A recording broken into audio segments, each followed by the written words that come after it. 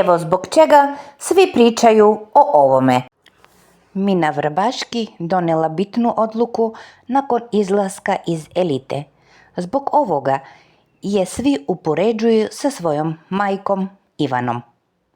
Po izlasku iz elite 9, Mina Vrbaški odlučila je da mnogo toga promeni, a počela je od frizure. Bivša reality učesnica posjetila je frizer i drastično promijenila svoj imidž.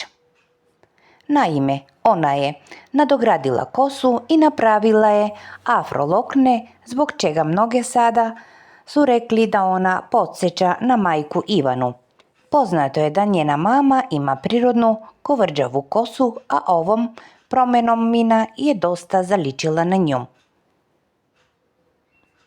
Ubrzo se transformacijom pohvalila na Instagramu, a nizali su i golem broj na komentare. Komentari poput: ista mama, genetika je čudo i ova frizura joj savršeno pristoji, brzo su preplavili društvene mreže. Podsjetimo, Mina je nakon završetka Elita 9 nastavila veza sa Viktor, koja je započela pred kamerama.